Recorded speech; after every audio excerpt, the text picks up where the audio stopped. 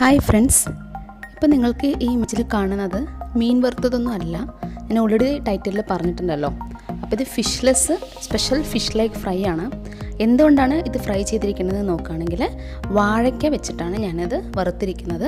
വാഴയ്ക്ക നമുക്ക് എങ്ങനെ മീൻ പോലെ വറുക്കാം, അതിൻ്റെ മസാല ചേരുവകൾ എന്തൊക്കെയാണെന്നുള്ളതാണ് ഈ വീഡിയോയിൽ കാണാൻ പോകുന്നത്. പൊതുവേ നിങ്ങൾ വാഴയ്ക്ക മസാല പൊടികളൊക്കെ ചേർത്തിട്ട് നമ്മൾ വറുത്തെടുക്കാറുണ്ട്, പക്ഷേ അതിൽ നിന്നെല്ലാം തികച്ചും വ്യത്യസ്തമായ ഒരു വീഡിയോ ആണിത്. അപ്പോൾ ആദ്യമായിട്ട് എൻ്റെ ചാനൽ കാണുകയാണെങ്കിൽ മറക്കാണ്ട് സബ്സ്ക്രൈബ് ചെയ്യുക, കൂടെ കാണുന്ന ബെല്ലിലേക്കും കൂടി ക്ലിക്ക് ചെയ്യാം. നമുക്ക് വീഡിയോയിലോട്ട് പോകാം. Hi friends, welcome to Nuba's yummy recipes. Subscribe to Nuba's yummy recipes and click on the bell icon. വാഴയ്ക്ക വറുക്കാനായിട്ട് ഞാനിവിടെ ഒരു വാഴയ്ക്ക 2 എടുത്തിട്ടുണ്ട്. അതിൽ ഒരെണ്ണത്തിലാണ് ഞാൻ വീഡിയോ കാണിക്കാൻ പോകുന്നത്. വാഴയ്ക്ക ഒരുപാട് പച്ചയോ ആവരുത്, അതേസമയത്ത് ഒരുപാട് പഴുത്തതും ആകാതെ കുറച്ച് സോഫ്റ്റ് ടൈപ്പ് നമുക്ക് എടുക്കാൻ നോക്കാം. എന്നിട്ട് ഇതിൻ്റെ 2 വശത്തുള്ള തണ്ട് റിമൂവ് ചെയ്യുക.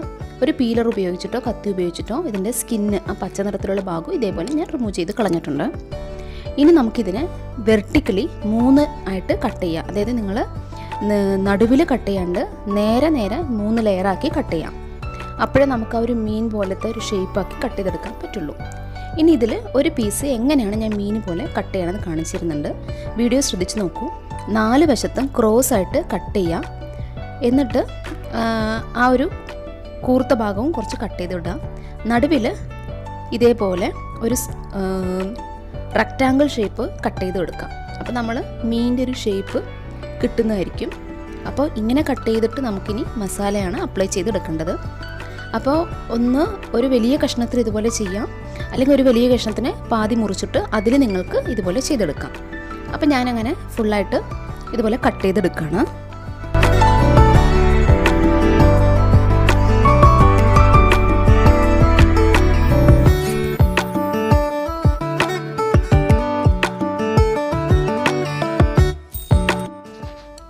ഇതേപോലെ കട്ട് ചെയ്ത് വെച്ചിട്ടുണ്ട്. ഇതിൻ്റെ നമ്മൾ കട്ട് ചെയ്ത് ബാക്കി വരുന്ന പീസസുകൾ നിങ്ങൾ കളയണ്ട, അത് നമുക്ക് മാരിനേറ്റ് ചെയ്ത് വറുത്തെടുക്കാം. ഇനി നമുക്കിത് പെട്ടെന്ന് ഈ വാഴയ്ക്ക കറുത്ത് പോകാതിരിക്കാനായിട്ട് ഒന്ന് വാഷ് ചെയ്തെടുക്കാം. സാധാരണ വെള്ളത്തിൽ, ഉപ്പൊന്നും ചേർക്കണ്ട, സാധാരണ വെള്ളത്തിൽ വാഷ് ചെയ്തിട്ട് ഒരു പ്ലേറ്റിലോട്ട് മാറ്റി വയ്ക്കാം. ഇനി ഒരു ഇഡ്ഡലി പാത്രത്തിൽ വെള്ളം തിളപ്പിച്ചിട്ട് നമ്മൾ ഇഡ്ഡലിയൊക്കെ സ്റ്റീം ചെയ്തെടുക്കുന്ന പോലെ, ആവിയിൽ വെച്ചെടുക്കുന്ന പോലെ ഇതേപോലെ വാഴയ്ക്ക കട്ട് ചെയ്തത് വെച്ചു കൊടുക്കാം. ഇത് നമുക്ക് ആവിയിൽ വെച്ചെടുക്കാം. ഒരു 10 മിനിറ്റ് നേരത്തേക്ക് ആവിയിൽ വയ്ക്കുക. നന്നായിട്ട് സോഫ്റ്റായി കിട്ടാനാണ്.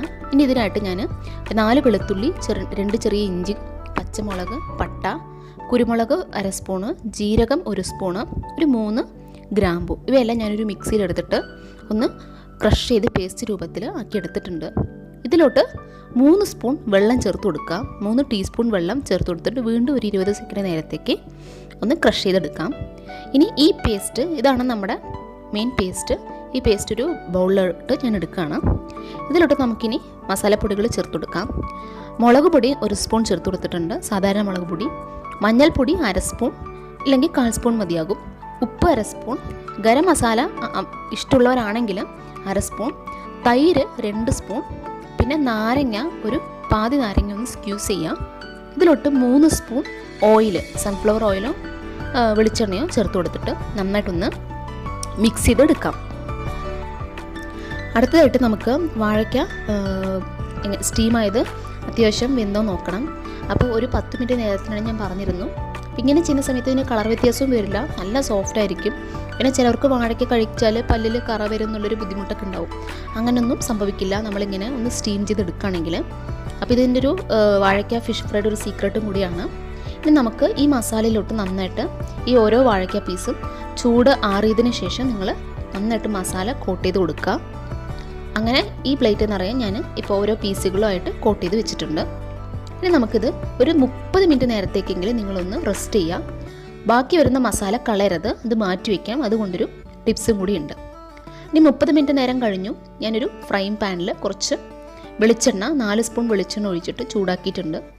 ഇനി ഇതിലോട്ട് നമുക്ക് മാരിനേറ്റ് ചെയ്ത് വെച്ചിട്ടുള്ള വാഴയ്ക്ക ഇട്ട് കൊടുക്കാം. ഓരോ സൈഡും നന്നായിട്ട് ഫ്രൈ ചെയ്യുന്നവരെ നന്നായിട്ട് ഫ്രൈ ചെയ്യണം. അപ്പോൾ ആദ്യത്തെ 1 മിനിറ്റ് കഴിയുന്ന സമയത്ത് മറുവശത്തേക്ക് മറിച്ചിടാം. എല്ലാ പീസസും മറ്റേ വശത്തേക്ക് മറിച്ചിടുക. അതിന് മുകളിലായിട്ട് ഇനി നമ്മൾ ബാക്കി വന്നിട്ടുള്ള മസാല ഒന്നും കൂടി കോട്ട് ചെയ്ത് കൊടുക്കാം. ഇങ്ങനെ ചെയ്യുന്ന സമയത്ത് നന്നായിട്ട് മസാല പിടിക്കുകയും ചെയ്യും.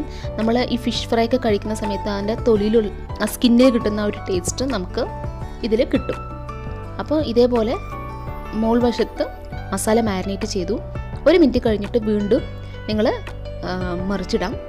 ഒരു കാര്യം ശ്രദ്ധിക്കുക, ലോ ഫ്ലെയിമിലോ മീഡിയം ഫ്ലെയിമിലോ ആയിരിക്കണം. ഹൈ ഫ്ലെയിമിൽ വെച്ചാൽ പെട്ടെന്ന് കരിഞ്ഞു പോവും. കാരണം നമ്മൾ ഓൾറെഡി സ്റ്റീം ചെയ്ത് കാരണം വാഴയ്ക്ക് നല്ല സോഫ്റ്റ് ആയിരിക്കും. അങ്ങനെ ഒരു 3-4 വട്ടം നിങ്ങൾ 2 സൈഡും മാറ്റി മാറ്റി മറിച്ചിടാം. ഒപ്പം ബാക്കി വന്നിരിക്കുന്ന മസാല എല്ലാ സൈഡും അപ്ലൈ ചെയ്ത് കൊടുക്കാൻ കൂടി ശ്രദ്ധിക്കേണ്ടതാണ്. ഒരു 4 മിനിറ്റ് ഫ്രൈ ആയതിനു ശേഷം മുകളിൽ ഒരു സ്പൂൺ വെളിച്ചെണ്ണയും ഒരു 4-5 കറിവേപ്പിലയും കൂടി ഇട്ടിട്ട് ഒരു 20 സെക്കൻഡ് ഫ്രൈ ചെയ്തിട്ട് നമുക്ക് ഫ്ലെയിം ഓഫ് ചെയ്യാം. കിഡിലൻ ഫിഷ്ലെസ് ആയിട്ടുള്ള ഒരു വാഴക്ക ഫ്രൈ റെഡി ആയിട്ടുണ്ട്. എല്ലാവർക്കും ഇത് ഉറപ്പായിട്ട് ഇഷ്ടവും. അത്രയ്ക്ക് സോഫ്റ്റാണിത്. പിന്നെ വാഴയ്ക്ക കഴിച്ചാൽ കറ പിടിക്കുന്നുള്ളൊരു കംപ്ലൈൻ്റ് ഒന്നും ഇത് കഴിക്കുമ്പോൾ ഉണ്ടാവില്ല. കാരണം നമ്മൾ സ്റ്റീം ചെയ്തിട്ടുണ്ട്, നല്ലോണം സോഫ്റ്റ് ആയിട്ടുണ്ട്. പിന്നെ ഇതിൻ്റെ മസാല നിങ്ങൾ പെർഫെക്റ്റ് ആയിട്ട് ഇതിൽ പറഞ്ഞിരിക്കുന്ന മസാല തന്നെ യൂസ് ചെയ്യാൻ നോക്കൂ. അപ്പോൾ നമുക്ക് ആ ടേസ്റ്റ് കിട്ടുള്ളൂ. പിന്നെ ഈ വീഡിയോ ഇഷ്ടമായെങ്കിൽ മറക്കാതെ ലൈക്ക് ചെയ്യാം, നിങ്ങളുടെ ഫ്രണ്ട്സിന് ഒക്കെ ഷെയർ ചെയ്ത് കൊടുക്കുക. പിന്നെ സബ്സ്ക്രൈബ് ചെയ്യാത്തവരാണെങ്കിൽ, ആദ്യമായിട്ട് ചാനൽ കാണുന്നവരാണെങ്കിൽ സബ്സ്ക്രൈബ് ചെയ്യുക. ബെല്ലൈക്കൺ കൂടി ക്ലിക്ക് ചെയ്താൽ മാത്രമേ നോട്ടിഫിക്കേഷൻ കിട്ടത്തുള്ളൂ. അപ്പോൾ ഇനി നമുക്ക് അടുത്ത വീഡിയോസിൽ കാണാം. എൻ്റെ പ്രീവിയസ് വീഡിയോസും കൂടി മറക്കാണ്ട് കാണണം എല്ലാവരും. അപ്പോൾ എല്ലാവർക്കും ശുഭദിനം തരുന്നു. ബൈ.